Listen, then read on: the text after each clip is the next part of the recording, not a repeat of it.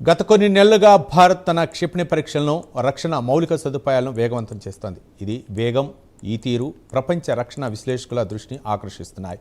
తాజాగా ఈ నెల 15న ఒడిశా తీరంలోని అబ్దుల్ కలాం ద్వీపం నుంచి విజయవంతంగా పరీక్షించిన long range land attack cruise missile, అలాగే అంతకు ముందే మే నెలలో నిర్వహించిన అగ్ని క్షిపణుల పరీక్షలు, ఈ నెల 10-11 జరిగిన బాలిస్టిక్ మిసైల్ డిఫెన్స్ సిస్టమ్ పరీక్షలు, ఇవన్నీ ఒకదాని తర్వాత ఒకటిగా జరుగుతున్న ఈ పరీక్షలు అనేక ప్రశ్నలు లేవనెత్తుతున్నాయి.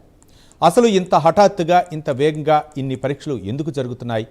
భారత్ కేవలం ఆత్మనిర్భర్ భారత్ కలను సాకారం చేసుకుంటుందా, లేక రష్యా ఉక్రెయిన్ యుద్ధం, అలాగే ఇటీవల అమెరికా ఇరాన్ల మధ్య జరిగిన సంఘర్షణ నుంచి నేర్చుకున్న పాఠాలను ఆచరణలో పెడుతుందా? ఈ మిసైల్ పరీక్షల వెనుక అసలు ఉద్దేశం ఏమిటి? అతి పెద్ద ప్రశ్న ఏంటంటే, భారత్ ఏదైనా పెద్ద యుద్ధానికి సిద్ధమవుతుందా? ఈ ప్రశ్నలన్నిటికీ సమాధానాలను ఈ డ్రైవ్లో చూద్దాం.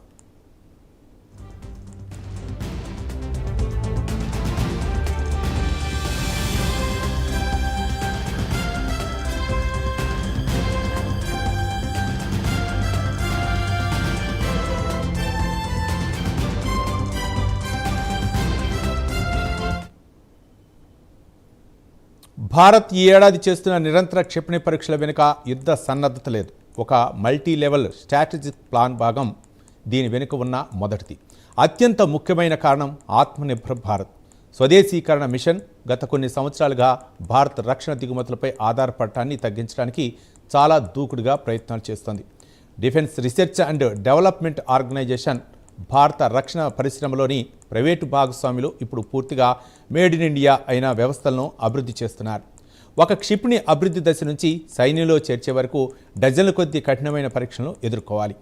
ఈ పరీక్షలు గత దశాబ్ద కాలంగా జరిగిన పరిశోధన, అభివృద్ధి ఫలితాలు ఇప్పుడు వాటిని తుదిరూపు ఇచ్చి సైన్యానికి అందిస్తున్నారు. ఇది ఒక నిరంతర ప్రక్రియ.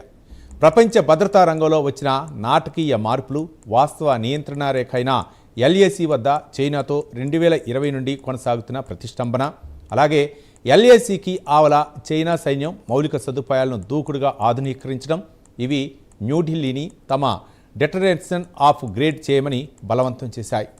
మిసైల్స్ పరీక్షలు కేవలం సాంకేతికతను పరిరక్షించడానికి మాత్రమే కాదు, అవి శత్రు దేశాలకు భారత్ వారి ప్రతి కదలికను సరైన సమాధానం ఇవ్వగలదని చెప్పడానికి కూడా ఉపయోగపడతాయి. దీన్ని దౌత్య భాషలో స్ట్రాటజిక్ సిగ్నలింగ్ అంటారు. ఇది చాలా ముఖ్యమైన విషయం.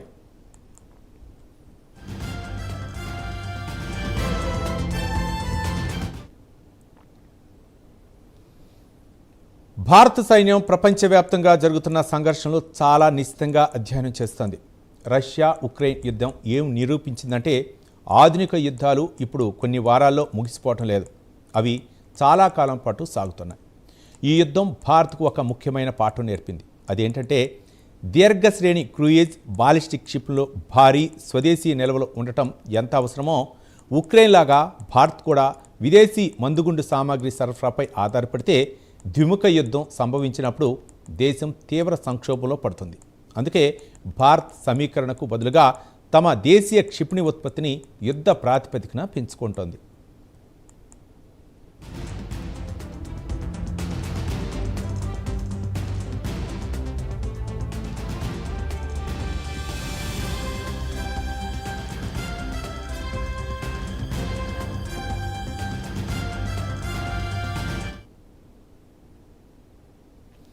ఇటీవల అమెరికా ఇరాన్ల సంఘర్షణ, పశ్చిమాసియాలో కొనసాగుతున్న ఉద్రిక్తతలు, వీటిలో డ్రోన్లు, మిసైల్ డిఫెన్స్ సిస్టమ్స్ భారీ ఎత్తున ఉపయోగించారు.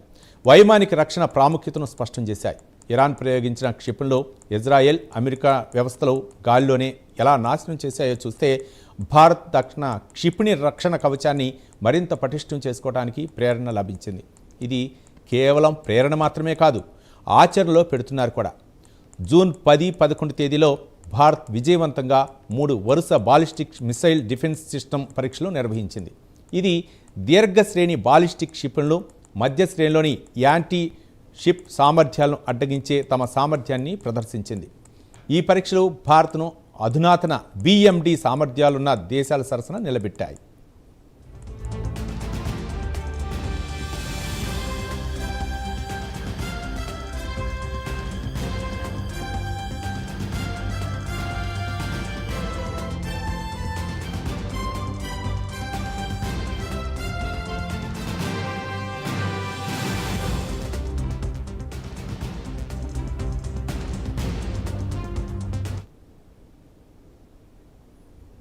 ప్రస్తుతం జరుగుతున్న ఈ పరీక్షలు భారత్కు కేవలం స్వయం సమృద్ధిని మాత్రమే కాకుండా భవిష్యత్ యుద్ధాలకు సిద్ధంగా ఉండాలనే సంకల్పాన్ని కూడా చూపుతున్నాయి. భారత రక్షణ శాఖ మంత్రి రాజ్నాథ్ సింగ్, కొత్తగా నియమితులైన chief of defence staff general Raja Subrahmanyam కూడా రక్షణ సామర్థ్యాల పెంపుదలపై ప్రత్యేక దృష్టి సారించారు. ఈ పరిణామాలు కేంద్ర ప్రభుత్వ ఆత్మనిర్భర్ భారత్ లక్ష్యాలకు అనుగుణంగా ఉన్నాయి. యుద్ధాలు, కామిక్రేజ్ డ్రోన్లు, లాయిటరింగ్ మ్యూషన్స్ పెరుగుతున్న వాడకం, అలాగే భారత్ వైమానిక దళాన్ని తమ స్వదేశీ డ్రోన్ ప్రాజెక్టును వేగవంతం చేయమని ప్రేరేపించింది. తక్కువ ఖర్చుతో శత్రువుల వైమానిక రక్షణను స్తంభింపజేయడం దీని వెనుక ఉన్న ప్రధాన ఉద్దేశం. మరి భారత్ ఏదైనా పెద్ద యుద్ధానికి సిద్ధమవుతుందా? ఈ ప్రశ్నకు అవును లేదా కాదు అనే నేరుగా సమాధానం చెప్పడం కష్టం. భారత్ సాంప్రదాయిక విధానం ఎల్లప్పుడూ నో ఫస్ట్ యూజ్, అలాగే శాంతి. భారత్ సొంతంగా ఏ యుద్ధాన్ని ప్రారంభించదు.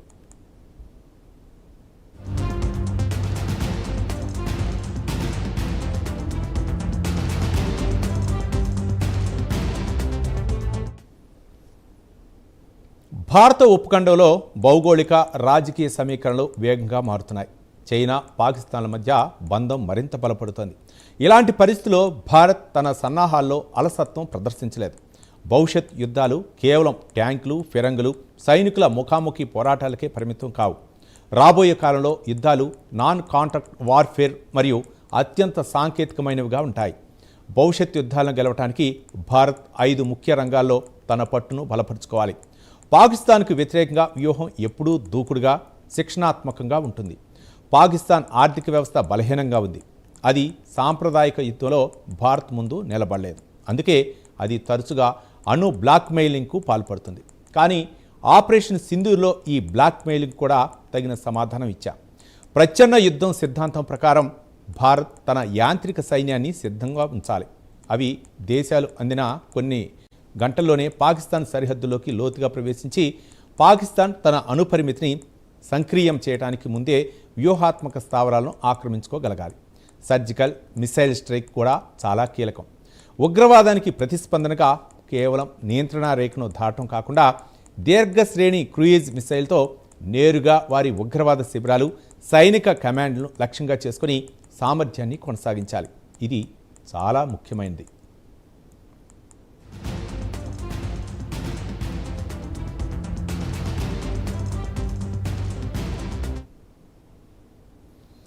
చైనాకు వ్యతిరేక వ్యూహం విషయానికి వస్తే, చైనా ఒక సాంకేతికత, ఆర్థిక మహాశక్తి. చైనాకు వ్యతిరేకంగా వ్యూహం డిఫెన్సివ్ రీన్ఫోర్స్మెంట్, స్ట్రాటజిక్ కౌంటర్ అటాక్పై ఆధారపడి ఉండాలి.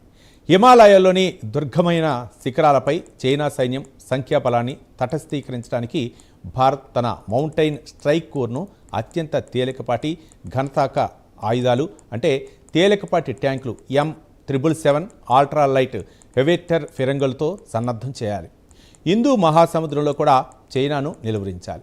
భూమిపై చైనాను ఆపడంతో పాటు మలక్కా జలసంధి వంటి సున్నితమైన సముద్ర మార్గాలపై చైనాను నిరోధించే సామర్థ్యాన్ని భారత్ తన నౌకాదళాన్ని ఉపయోగించి అభివృద్ధి చేయాలి. దీనికోసం అండమాన్ నికోబార్ దీవుల్లో కొత్త డ్యూయల్ యూజ్ ఎయిర్పోర్ట్లు, నౌకాదళ స్థావరాల అభివృద్ధి చాలా కీలకం. ద్విముఖ యుద్ధాన్ని ఒకేసారి ఎదుర్కోవటానికి భారత్కు ఒక అసాధారణ, విస్తృత జాతీయ వ్యూహం అవసరం.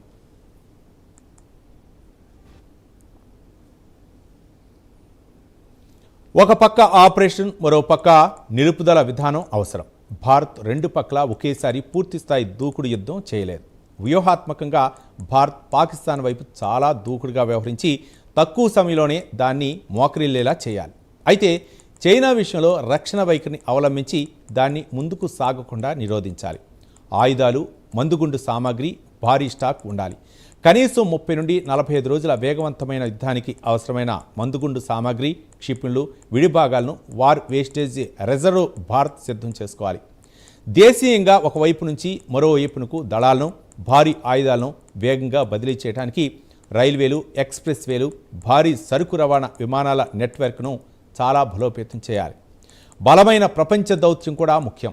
ద్విముఖ యుద్ధ సమయాల్లో భారత్ ప్రపంచంలోని అమెరికా, రష్యా, ఫ్రాన్స్, క్వాడ్ దేశాలతో దౌత్య సమతుల్యతను సాధించాలి. భారత్ చేసిన ఈ క్షిపణి పరీక్షలు యుద్ధానికి సన్నద్ధం కావటమే కాదు, తమ సార్వభౌమత్వాన్ని రక్షించుకోవడానికి పూర్తి సామర్థ్యం ఉందనే గ్యారంటీ ఇవ్వటమే